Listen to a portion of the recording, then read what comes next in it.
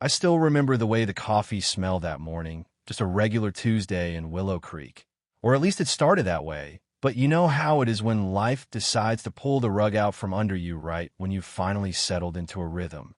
I was standing there in the kitchen, probably staring blankly at the toaster, when the first blow landed on the front door. And I don't mean a polite knock. I mean the kind of heavy-handed thumping that makes the framed photos of my kids rattle against the drywall.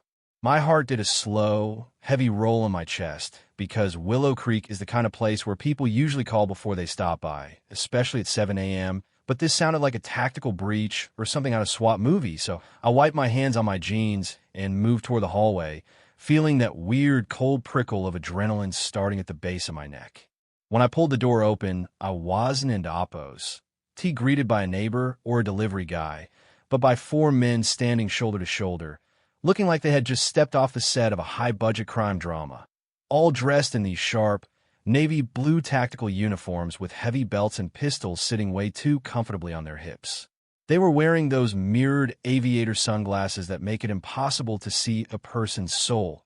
And the guy in the lead, this square-jawed fellow who looked like he'd spent the last decade eating nothing but protein shakes and ego, didn't in oppos. To even offer a, quote, "Good morning," quote, before he barked out, quote, "Step aside, Mr. Harrison. We're here for your wife. She's under arrest for multiple counts of civil noncompliance and resisting administrative authority," end quote. I just stood there, blinking, my hands still gripping the doorknob like a lifeline, because none of this made sense. I've lived in this county my whole life. I know what the local police look like. And while these guys had the gear, something about the vibe was just off, you know? There were no badge numbers on their chests, no name plates, just these generic-looking stars that looked like they might have been bought at a surplus store, and the way they were holding their hands near their holsters felt more like a threat than a procedure. I took a deep breath, trying to keep my voice from shaking, and said, quote, "You've got the wrong house, guys, or maybe the wrong decade, because we don't do an oppos, administrative arrests and oppos, in this neighborhood," quote. But the leader didn't in oppos. To even flinch, he just stepped closer, invading my personal space with that sour smell of cheap cologne and unearned power, and told me to, quote, "Call her out now, or we're coming in to get her, and it won't be pretty," end quote. Right as I was about to lose my cool, I heard the soft, steady click-clack of boots on the hardwood behind me, and I felt this immediate wave of relief wash over me, because I knew that sound. It was Clara. She didn't end oppos. T say a word at first. She just walked up and stood right next to me, and the look on those four men's faces when they saw her was something I'm going to cherish until the day I die. C. Clara ISN and oppos. T just my wife. She's the chief deputy for the entire county, and she wasn't oppos. T in her bathrobe holding a mug of tea. No, she was in full uniform, her gold star polished to a mirror finish, her duty belt heavy with the real tools of the trade, and her radio crackling with a rhythmic, comforting static of the local dispatch. The silence that followed was so thick you could have carved it with a knife, and I watched the leader's jaw go slack, his hand twitching away from his holster like it had suddenly turned red hot, while Clara just stood there, calm as a mountain, her eyes scanning each of them with the kind of professional detachment that only comes from 20 years on the force. End quote. I heard someone mention an arrest warrant, end quote. She said, her voice low and dangerous, like the hum of a power line before a storm, end quote.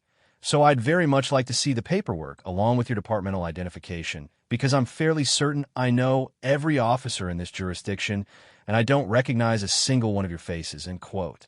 The leader tried to regain his footing, puffing out his chest and stammering something about, end quote, private enforcement protocols, end quote, and end quote. HOA mandated security measures, end quote.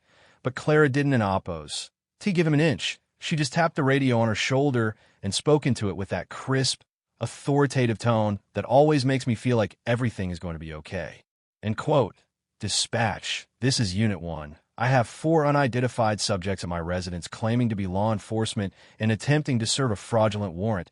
I need immediate backup and a supervisor on scene. Priority 1. End quote. The response came back almost instantly, loud enough for everyone on the porch to hear, end quote. Copy that, Chief. Units are 3 minutes out. Hang tight, end quote. And that was the moment the color drained out of their faces. turning them into these pale, sweaty ghosts of the tough guys they had been 30 seconds ago. While we waited for the sirens, I noticed the curtains across the street twitching, and then Mr. Henderson from 2 doors down walked out onto his lawn with his phone held high, recording the whole thing. And soon enough, half the block was out there, watching these 4 officers realized they had just walked into the biggest mistake of their lives. It was like the air in Willow Creek had shifted, the usual morning bird song replaced by this heavy, expectant tension, and then, like a crescendo in a movie, the first flashes of red and blue lights started bouncing off the windows of the houses at the end of the street. 6 patrol cars screeched to a halt, boxing in the generic black SUV these guys had parked at the curb, and real deputies. The ones Clara works with every day, spilled out with their weapons at the low ready, looking absolutely livid that someone had targeted one of their own. Clara stepped off the porch then, her boots hitting the gravel with a finality that sent a shiver down my spine, and she watched as her team disarmed the 4 imposters, who were now being pushed against their SUV and cuffed with a lot more vigor than usual. But the real kicker came about 5 minutes later when a silver sedan pulled up and outstepped Arthur Pringle, the president of our HOA, and a man who treats our neighborhood bylaws like the 10 Commandments, looking all flustered and indignant with his little leather-bound clipboard tucked under his arm. He came marching over, shouting about how this was an outrage and how these men were contracted compliance specialists hired to deal with Clara's unauthorized landscaping choices and refusal to pay the special assessment fees and for a second, I almost felt sorry for him because he clearly didn't oppose. T realized he had just admitted to a felony on a dozen different cell phone cameras. Clara turned to him, her expression shifting from professional officer to a woman who had finally had enough of this man's 3-year crusade against our mailbox color, and she said, Arthur, you didn't oppose. T hired security. You hired mercenaries to impersonate police and attempt a kidnapping at my front door, which makes you the primary architect of a criminal conspiracy. Pringle's face went from red to a sickly shade of purple, and he started stuttering about board approval and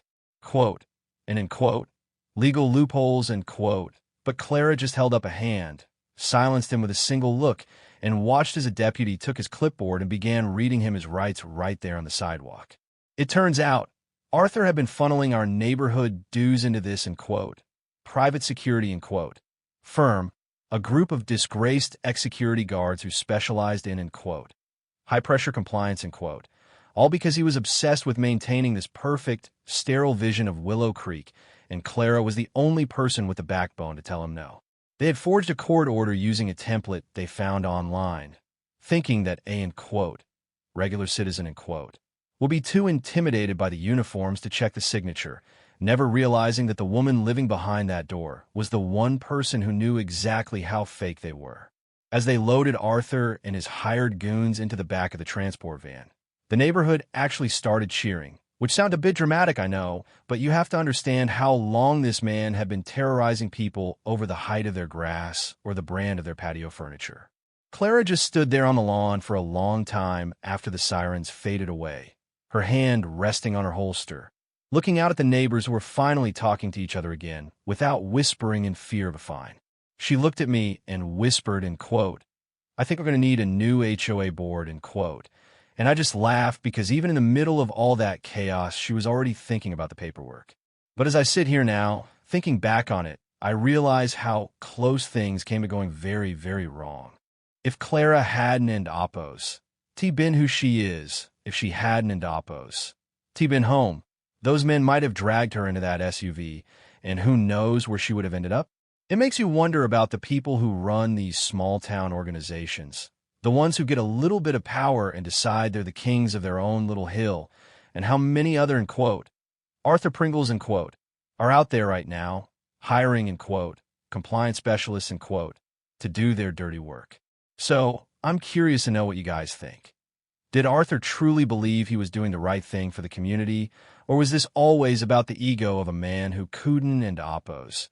T-handle being told, no, by a woman in a real uniform? Have you ever had an HOA story that felt like it was spiraling out of control, Or do you think Clara went too far by involving the full weight of the sheriff and oppos? S office? Drop a comment below. I really want to hear your thoughts on where the line between, in quote, neighborhood rules, in quote, and in quote, criminal harassment, in quote, actually sits in Don Oppos.